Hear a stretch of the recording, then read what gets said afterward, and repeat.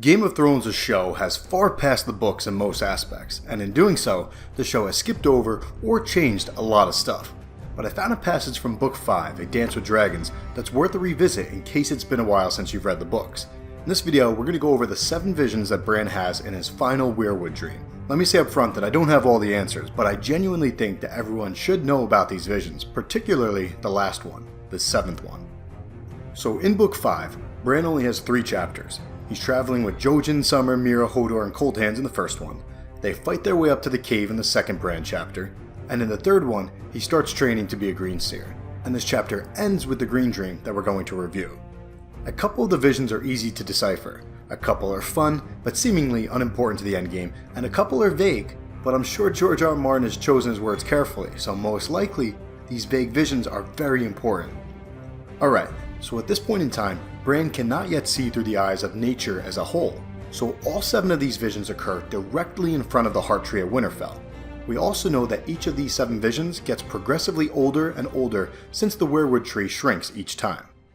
Number 1. Bran first sees his father, Eddard, saying a prayer about Robb and Jon, alluding to the fact that Jon is not Ned's son. Number 2. Bran sees 2 kids fighting. At first he thinks it's Arya himself, but then he realizes that he never grew his hair out that long.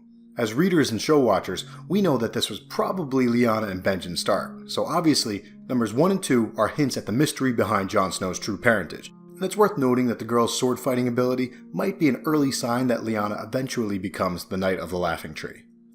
Number 3. A pregnant woman emerges from the pool and prays for a son to avenge her. A popular theory is that this is one of the She-Wolves of Winterfell, which is a working title for the 4th novella that George R. R. Martin is working on. If you haven't read the first 3, I threw some links in the video description. Check them out, they're a lot of fun. Number 4. A slender girl stands on her tippy toes to kiss a young knight as tall as Hodor.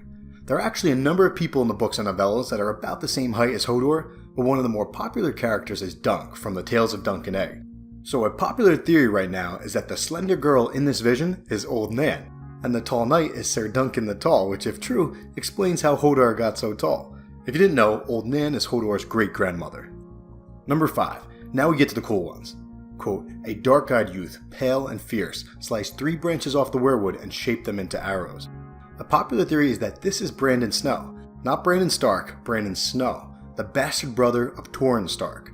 Torrhen Stark was also known as the King Who Knelt. He is the dude that traveled south to fight Aegon the Conqueror, but then decided it's a better idea to kneel than to see his entire army get burnt. Brandon Snow was Torrhen's bastard brother.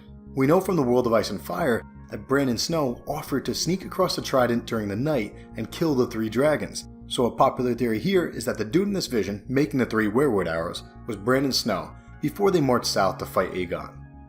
Number 6. Brandon then sees Stark men, but before he can recall who they are, they disappear. Some fans think that in the coming seasons or in the coming books, the Starks will rise from the crypts of Winterfell. I'm not on board that train just yet, I need to reread some more stuff first, but it's definitely a cool theory. For now, I don't think that the identities of these Starks is that important to this vision. My guess is that vision number 6 is intended to show us that we're now going far back in time in order to set up number 7, which is really far back in time, probably during the time of the First Men, since the woman uses a bronze sickle. So number 7 is a vision where a bearded man forces a captive down to his knees before the Heart Tree, and then a white-haired woman slashes his throat with a bronze sickle.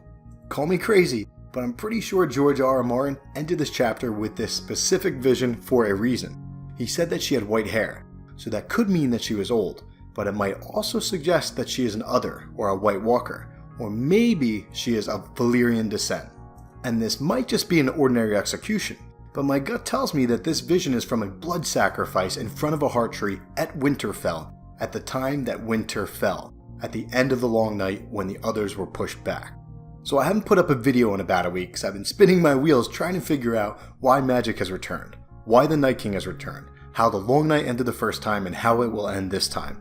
I just came up with a very tinfoil theory about a minute ago that relates to some other cool topics that this chapter touches on, but I'm going to save that for a separate video. For this one, I just wanted to open up a discussion about this vision. Let me know if any of you wizards have some ideas about it, and stay tuned for the next one.